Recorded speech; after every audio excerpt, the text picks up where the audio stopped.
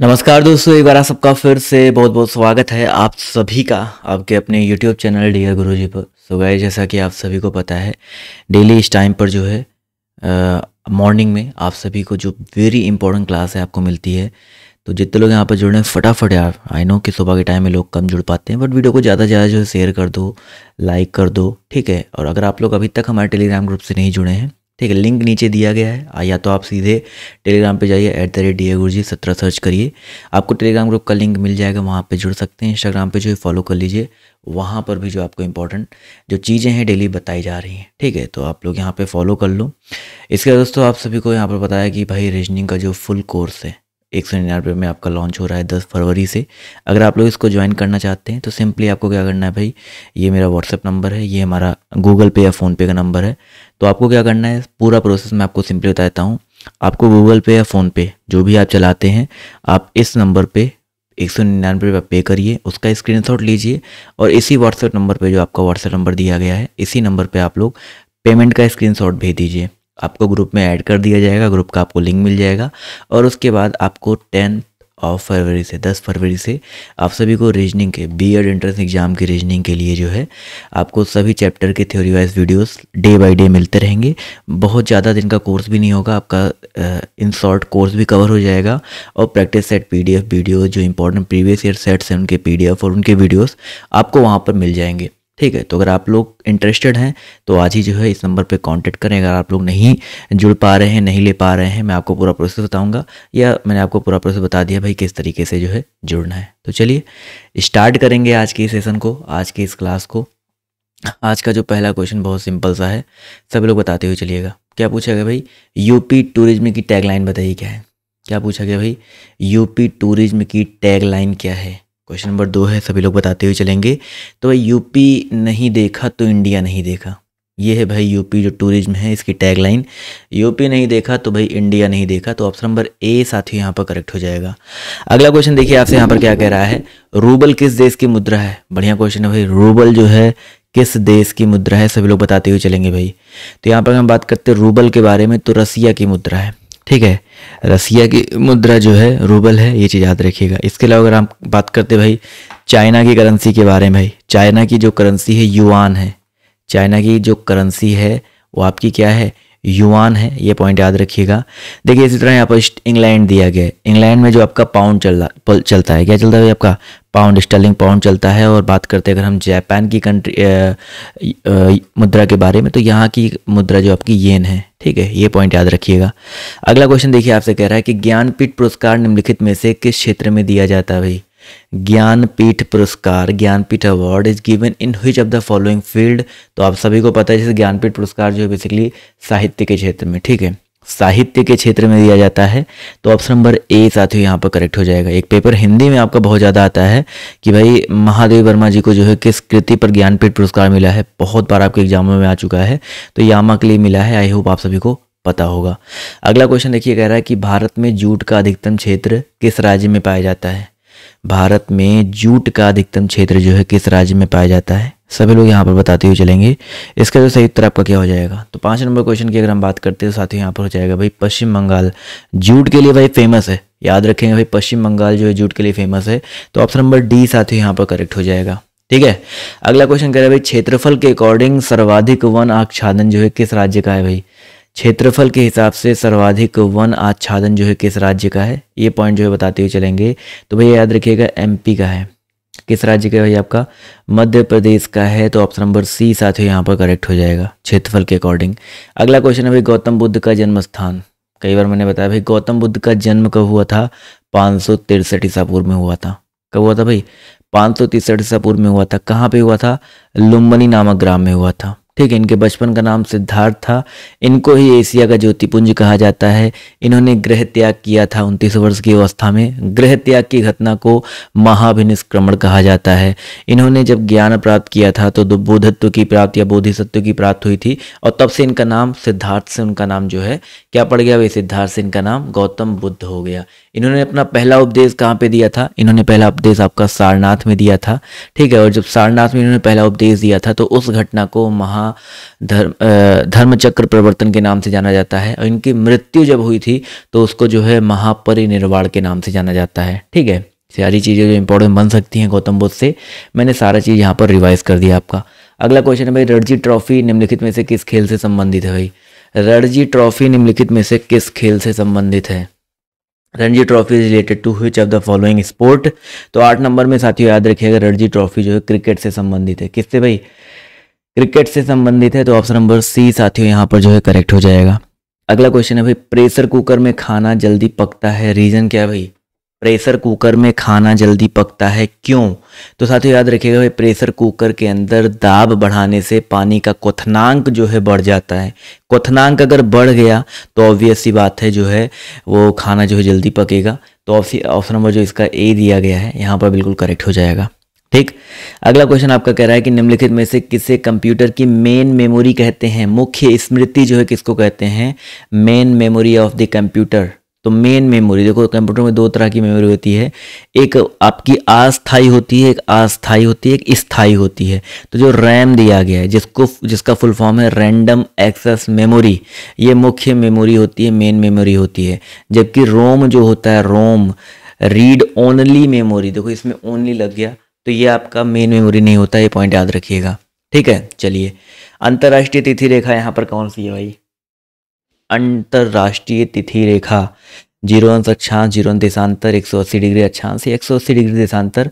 तो साथियों याद रखिएगा यहाँ पर 180 डिग्री देशांतर रेखा को जो है अंतर्राष्ट्रीय तिथि रेखा के नाम से जाना जाता है। इसको पार करके पश्चिम दिशा में जाने पर 1 दिन बढ़ जाता है तथा इसे पार करके अगर पूर्व दिशा में चलेंगे तो 1 दिन घट जाता है। बहुत इंपॉर्टेंट है, तो डी ऑप्शन यहाँ पर जो है करेक्ट हो जाएगा। अगला क्वेश्चन है भाई, इदुक्की बांध जो है किस नदी पर स्थित है? पूछा गया आपसे यहाँ पर इदुक्की बांध जो है किस नदी पर अवस्थित है? On which river is the Idukki dam located? तो साथियों याद रखिएगा, इदुक्की बांध जो है केरल में पेरियार नदी पर, ठीक है, पेरियार नदी पर स्थित है। तो ऑप्शन नंबर बी यहाँ पर जो है करेक्ट हो जाएगा। ठीक है, अगला क्वेश्चन है भाई, वह चीनी यात्री जो हर्षवर्धन के दरबार में आया था, इसको आप याद रख सकते हैं, हा से हर्षवर्धन। इसके दरबार में जो आया था उसका नाम भी हा से पड़ता है, यानी कि हुएनसांग। ठीक है, ये पॉइंट याद रखिएगा। चंद्रगुप्त जो आपके द्वितीय के काल में आए थे फाहियान, वो भी आप लोग याद रखते हैं। 2 ही पूछा जाता है, हुएनसांग फाहियान, घुमा करके, तो ये दोनों याद रखिएगा। निम्नलिखित में से किस ग्रह को लाल ग्रह के नाम से जानते हैं? वेरी इजी क्वेश्चन, सभी को पता भाई। लाल ग्रह के नाम से किसको जाना जाता है? Which of the following planet is known as red planet? तो बच्चा यहाँ पर याद रखिएगा, मंगल की अगर हम बात करते हैं तो ये आपका लाल ग्रह के नाम से जाना जाता है। बिजली का नवीकरणीय रीन्यूएबल संसाधन बताइए कौन सा भाई? बिजली का नवीकरणीय संसाधन यहाँ पर कौन सा हो जाएगा? बढ़िया प्रश्न है, सभी लोग यहाँ पर जवाब जो देते हुए चलिएगा। इसका जो सही उत्तर आपका क्या हो जाएगा भाई?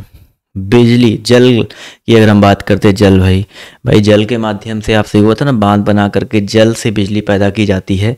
तो जल जो है एक नवीकरणीय ऊर्जा संसाधन है, जबकि पेट्रोलियम, कोयला, प्राकृतिक, ये सब तो अनवीकरणीय है, यहाँ पर हो जाएगा भाई। अगला क्वेश्चन पूछा गया है भाई, संविधान की प्रस्तावना में भारत को किस रूप में घोषित किया गया है? पिछले क्वेश्चन में पेट्रोलियम, कोयला से आयनों की बिजली उत्पादित कर सकते हो, बट वो तो जीवाश्मों से मिलते हैं ना, बट जल थोड़ी ना जीवाश्मों से मिलता है।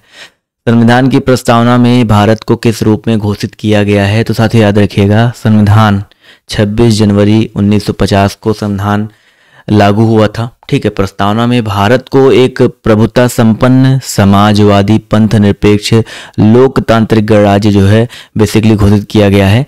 तो ऑप्शन नंबर सी साथियों यहाँ पर करेक्ट है। वैसे जो 42 नंबर का आपका अमेंडमेंट हुआ था उसमें आपके ये पंथ निरपेक्ष शब्द, अखंडता शब्द जो है जोड़े गए थे, समाजवादी शब्द जोड़े गए थे, ये बाद में आए थे। बट हाँ, आप कह सकते हैं जो आपका प्रीमेबल होता है, प्रस्तावना होता है, उसमें इस रूप में भारत को घोषित किया गया है। ठीक है, अगला क्वेश्चन देखिए, कह रहा है राज्य के नीति निर्देशक सिद्धांतों का उल्लेख संविधान के किस भाग में किया गया है? वेरी इंपॉर्टेंट क्वेश्चन है। राज्य के नीति निर्देशक सिद्धांतों का उल्लेख जो है भाग 4 अनुच्छेद की बात करते हैं, अनुच्छेद 36 से लेकर के 51 तक। ठीक है, 36 से लेकर 51 के अंतर्गत जो है राज्य के नीति निर्देशक तत्वों का जो उल्लेख है किया गया है। अगला क्वेश्चन है, ऑस्ट्रेलिया महाद्वीप में सबसे बड़ा दिन कब होता है भाई? When is the longest day in continent of Australia? तो साथ ही याद रखिए ऑस्ट्रेलिया दक्षिण गोलार्ध में स्थित है, जहां 22 दिसंबर को सबसे बड़ा दिन होता है। याद रखिएगा सबसे बड़ा दिन यहाँ पर उल्टा होता है भाई 22 दिसंबर को। अभी ऑस्ट्रेलिया में देखेंगे तो वहां पर जो है उल्टा चल रहा है, वहां पर गर्मी हो रही है। तो 22 दिसंबर को सबसे बड़ा दिन और 21 जून को सबसे छोटा दिन ऑस्ट्रेलिया महाद्वीप में होता है। और हम लोग जैसे उत्तरी गोलार्ध में रहते हैं तो यहाँ पर 22 दिसंबर को सबसे छोटा दिन, 21 जून को सबसे बड़ा दिन होता है। ठीक है, अगला क्वेश्चन देखिए, आपसे कह रहा है रेमन मैग्सेसे पुरस्कार निम्नलिखित में से किस व्यक्ति के नाम पर दिया जाता है भाई? रेमन मैग्सेसे पुरस्कार निम्नलिखित में से किस व्यक्ति के नाम पर दिया जाता है? तो 19 नंबर क्वेश्चन है, सब लोग बताते हुए चलिएगा भाई। फिलीपींस के भूतपूर्व राष्ट्रपति रेमन मैग्सेसे के नाम पर। ठीक है, फिलीपींस के, कहाँ के भाई? फिलीपींस के भूतपूर्व राष्ट्रपति रेमन मैग्सेसे हैं, उनके नाम पर जो प्रदान किया जाता है। ये पुरस्कार जो है 1957 में रॉकफेलर ब्रदर्स फंड ने स्थापित किया था, ये भी याद रखेंगे। अगला क्वेश्चन पूछा गया है, निम्नलिखित में से सतह पर मार करने वाली पहली मिसाइल कौन सी है भाई? सतह से सतह पर मार करने वाली पहली मिसाइल कौन सी है? तो बच्चा याद रखिएगा सतह से सतह पूछा गया है, तो दोस्तों याद रखिएगा यहाँ पर जो सही उत्तर आपका क्या हो जाएगा? पृथ्वी भाई। पृथ्वी जो है सतह से सतह, पृथ्वी नाम भी है, सतह की बात होगी तो सतह से सतह यहाँ पर पृथ्वी जो है करेक्ट हो जाएगा। विश्व की सबसे लंबी नदी निम्नलिखित में से कौन सी है भाई? विश्व की सबसे लंबी नदी जो है निम्नलिखित में से कौन सी है? ये जवाब जो देते हुए चलिएगा, इसका जो सही उत्तर आपका क्या हो जाएगा? चलिए भाई, विश्व की सबसे लंबी नदी की अगर हम बात करते हैं तो नील नदी जो है विश्व की सबसे लंबी नदी है। सबसे चौड़ी नदी अमेजन है, बट यहाँ पर सबसे लंबी पूछा गया है तो नील नदी साथियों यहाँ पर जो है करेक्ट हो जाएगा। अगला क्वेश्चन है, मोहिनी अट्टम नृत्य जो है किस राज्य से संबंधित है? यहाँ पर जितने राज्य दिए गए हैं सारे राज्यों के नृत्यों के बारे में मैंने आपको बता रखा है भाई। मोहिनी अट्टम कहाँ का है? सभी लोग बताते हुए चलिएगा भाई।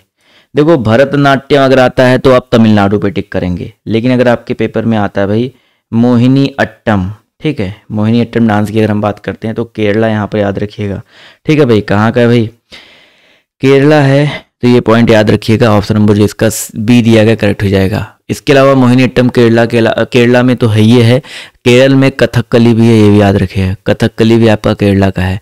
भरतनाट्यम तमिलनाडु का है। आंध्र प्रदेश का फटाफट को आप लोग कमेंट करके बताइए। असम का आप सभी को मैंने बढ़ा रखा है भाई। अगला क्वेश्चन देखिए, आपसे यहाँ पर क्या पूछा गया है कि भाई असम में बेसिकली बिहू नृत्य होता है। वो बिहू मतलब वहाँ पर बिहू फसल कटाई के समय मतलब साल भर में 4-5 बार मनाया जाता है।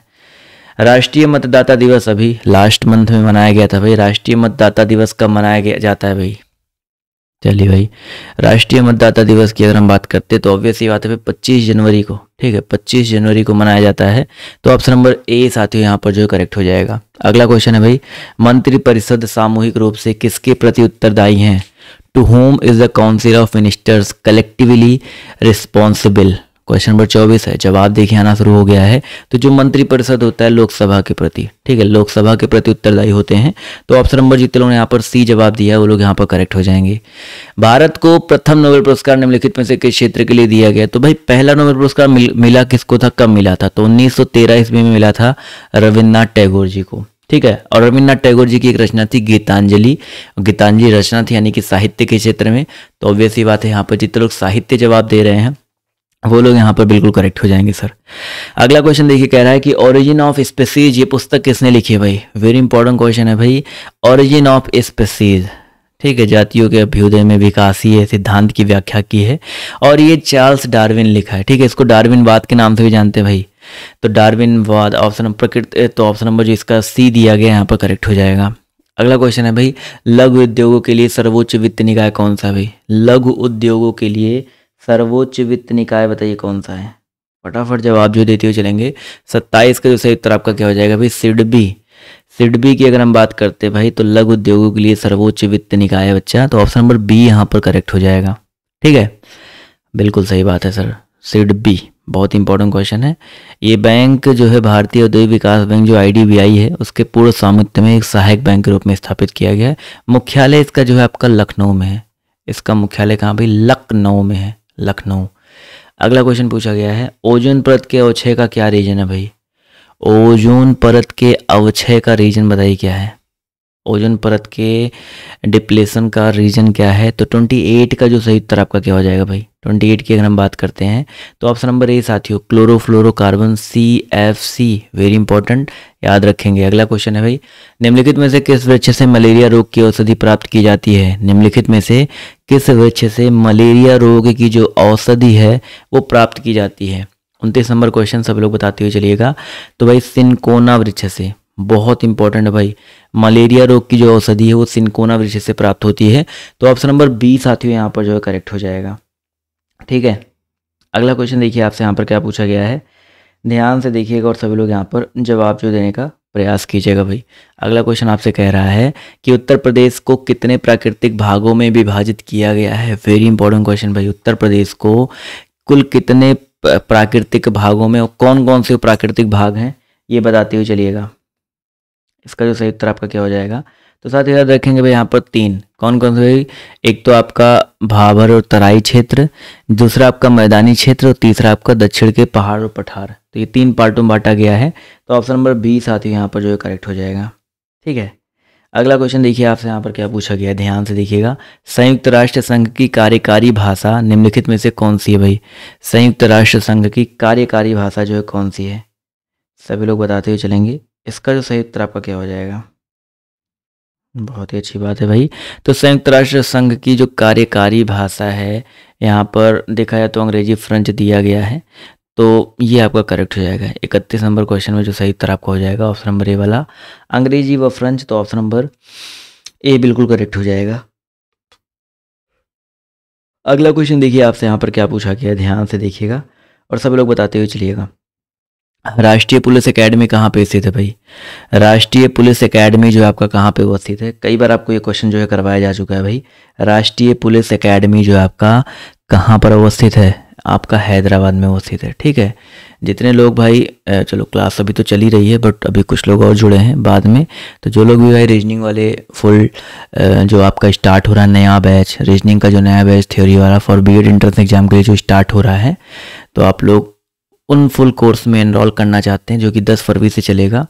आपको कैसे मिलेंगे वीडियोस वो सब आपको मिल जाएगा आइडिया, बट आपको क्या करना है, पहले पेमेंट करना है, गूगल पे फ़ोन पे करना है। 10 फरवरी से आपकी लाइव क्लासेस स्टार्ट हो जाएंगी, यूट्यूब के माध्यम से मिलेंगी बट वो प्राइवेट लिंक्स होंगे, वो आपको मिल जाएंगे। बस सिंपली आपको इस नंबर पर फ़ोन पे करना है और आप लोग इसको इस पर स्क्रीनशॉट सेंड कर दीजिए बस।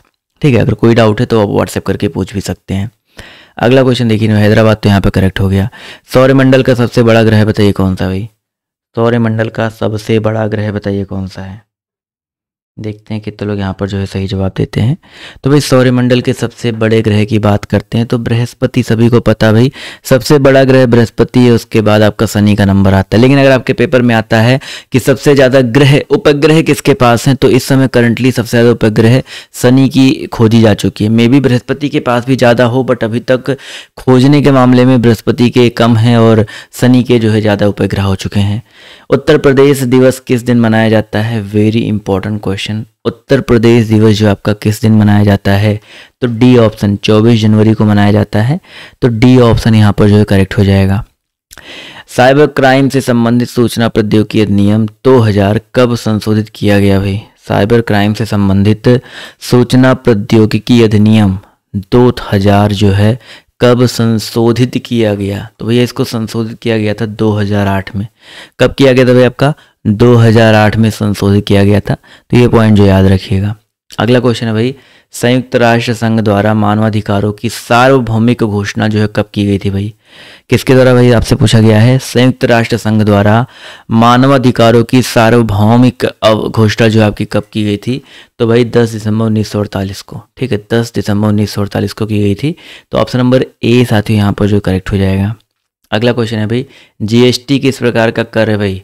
GST what type of taxes? तो भाई जीएसटी की अगर हम बात करते साथियों तो यहाँ पर याद रखिएगा भाई जीएसटी एक प्रकार से क्या है भाई? अप्रत्यक्ष कर है।